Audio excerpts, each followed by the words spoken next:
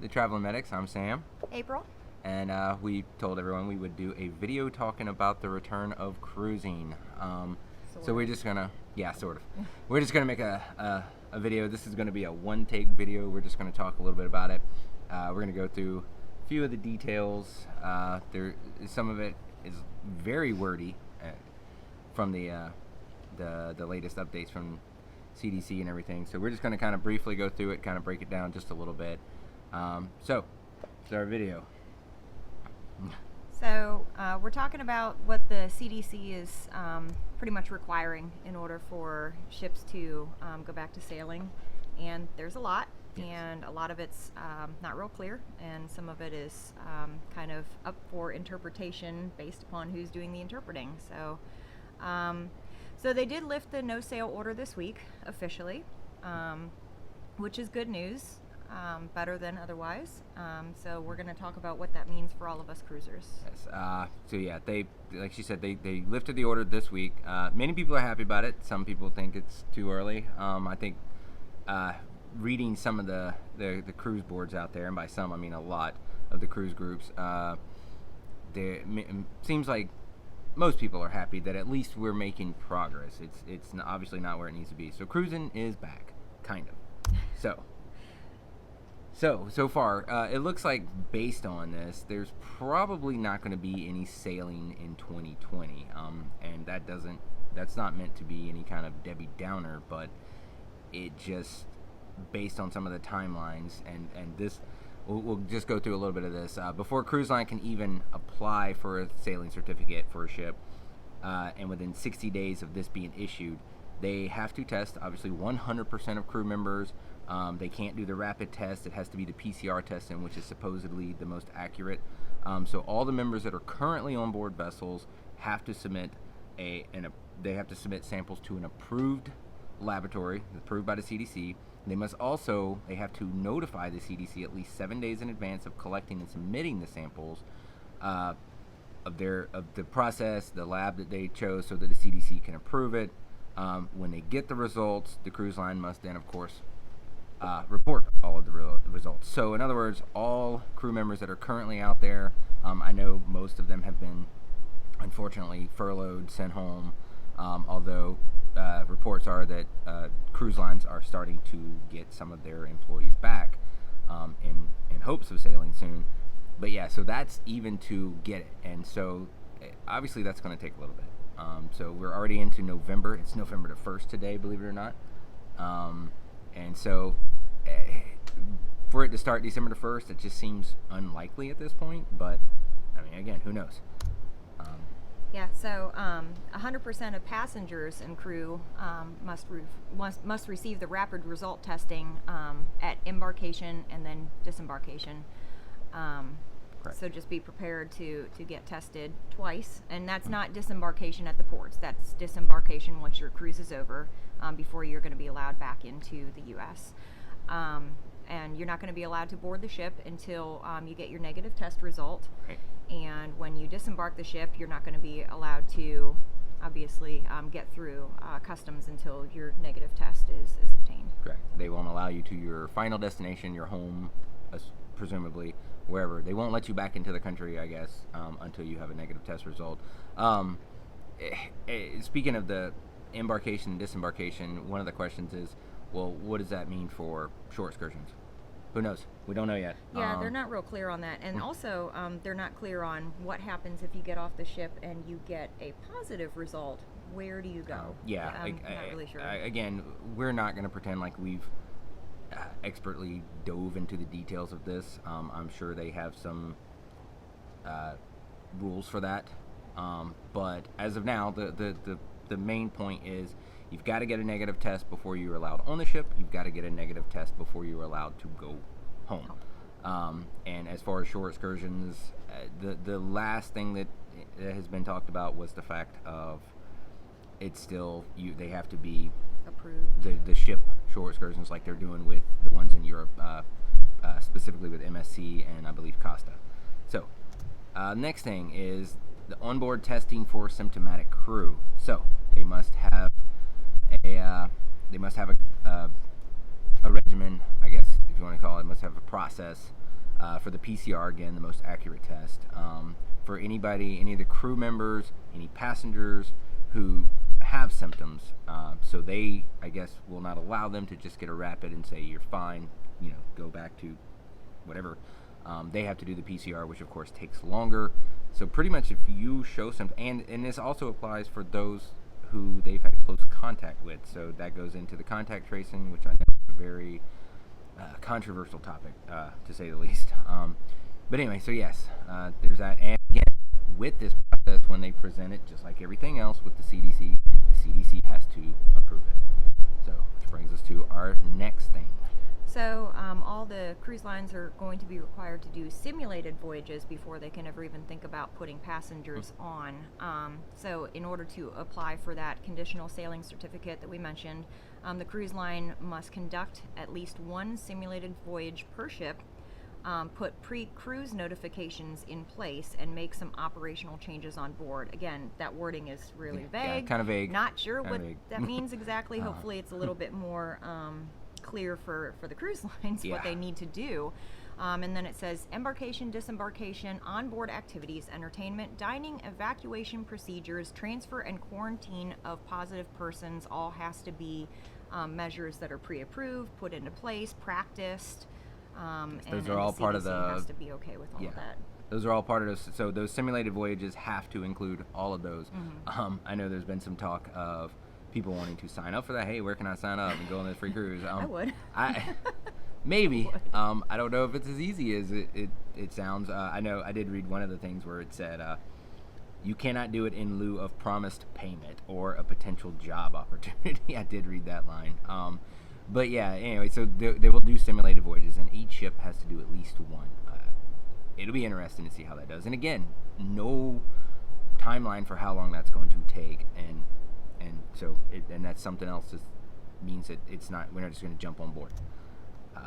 And currently, as of now, they said no cruises over 7 days, which they also reserve the right to restrict further if they choose.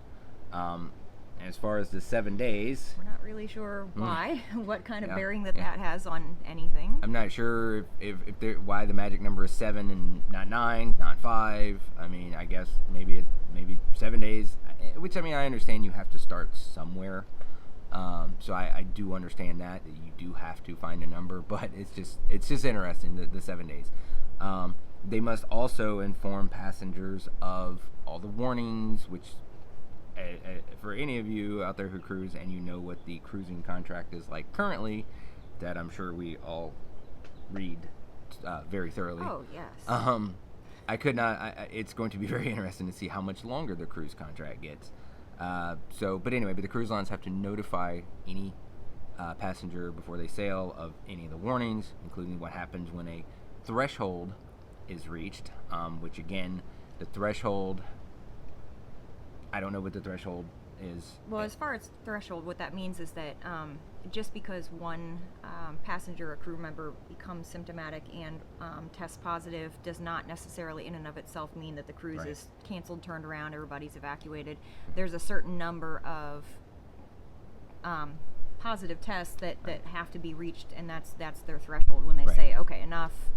We've gotten to the point where which is something we were honestly a little worried about, because we were like, if one person, and I don't know, those of you who follow some of the other YouTubers out there, that they had a test when this first started kind of happening in Alaska, I believe it was Alaska, Canada, that route, and it turned out to be a false positive, but they had already canceled the entire sailing. They turned the whole thing around. Sent everybody home. So, but at least there's a threshold. We don't know exactly what the threshold is going to be. Probably depends on the size of the ship. What a quote outbreak might be. So anyway, the standards for hands, hygiene, face covering, social distancing, all that, ship sanitation, obviously must be maintained throughout the voyage. The lines have already submitted a lot of that, obviously, for the CDC to even do it. And then the last thing, which is real weird, is there are, at least thus far, are no restrictions on capacity. So how they expect to maintain said social distancing is kind of beyond me at the moment. But it did not list any specific restrictions. I'm sure. I know it's been talked about. 50%, 60%. We don't know. I guess maybe they're leaving that up to the cruise lines, which is kind of odd, I doubt since that. they're pretty hardcore on everything else. Yeah, So remains to be seen. and the other thing is, okay, so many people might be thinking, what is the worst case scenario? So the worst case scenario is, So if the threshold is reached, whatever that may be, the cruise lines have to notify the passengers, crew members, and government authorities, obviously immediately. They have to end the voyage, return the ship to the port of embarkation, and cancel future voyages on the ship. Again, it's not clear on how long future voyages has to be canceled, Right. or what has to be met in order for them to start sailing again. They have to isolate the sick or infected passengers or crew in single occupancy cabins and quarantine all remaining passengers and non-essential crew, which pretty much means for you as a passenger, if you are not one of the ones who is ill, you can forget leaving your cabin as if you had been ill. And then you are to disembark and evacuate all passengers in accordance with the local health system and housing agreements, using only non-commercial transportation, which I'm guessing means government. well, I'm pretty sure that probably means private. Oh. Like, in other words, I know that it was one of the Okay. things that was talked about before, like the cruise lines would have to arrange private or chartered transportation to get passengers home. So Odd. basically, to sum that up, it seems like if this so-called threshold is reached and they absolutely shut a cruise down,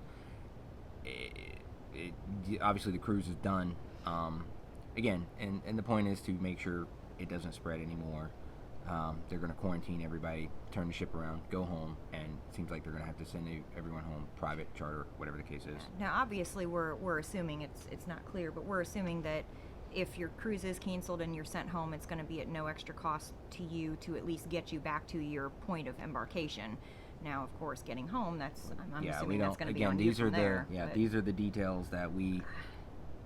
And anybody out there who tries to say they know all the details, I would have a hard time believing that, because nobody knows. A lot of this is as with everything right now, it changes so much. Nothing is consistent. Yeah. So the only thing we could recommend is get travel insurance. Oh, Not yes. only get travel insurance, but make sure you know what that travel insurance includes, and, Right. and find out. Now more than ever, I would strongly recommend travel insurance. Yeah, and that's great advice for any time, pandemic or otherwise. You should always get travel insurance because Yep. it's an investment and you want to protect it, same as you would protect your car or your Yep. house, any other investment. So and it kind of brings us to the last thing. Everything can change, as you're seeing. Not even just with cruising. Us in the medical industry, everything changes all the time. It's not consistent. It changes. CDC can change this. One of the lines was that they can revoke it at any time. And not to get political, but some of that may depend on the election. Who knows? All we know is that the CDC said they can change it at any time. The time frame for all of this approval is still unclear, which brings us to our last question of when will sailing begin? Oh, yeah. There's just no good there's- answers. That doesn't mean don't book cruises. That doesn't mean don't book future travel, because obviously, make sure you know what the rules are when you're booking as far as if it gets canceled. But thus far, from what we've seen, if your travel gets canceled through no fault of your own, you're going to get your money returned. So, but just be aware that your vacation may Well- not happen if you're booking. Well, again, with the money return thing, read the stuff. The most lines are doing the future cruise credit. They're not really giving you your money back unless they cancel it. Right. Yes. So again, don't listen to us for advice. Read your stuff. Listen to your travel agent. But as far as to when sailing will begin, nobody knows. Nobody knows, unfortunately. I know a lot of people are very hopeful for December the 1st. We had our last cruise canceled that was supposed to be leaving here in 21 days. We are currently booked in March. Yeah. So who knows? We all want it to come back. We all want it to come back safely. So we'll see. But until next time, if you found any If you have any additional information, any insights that you'd like to add, any Yes, questions that you please. have, we will try to answer.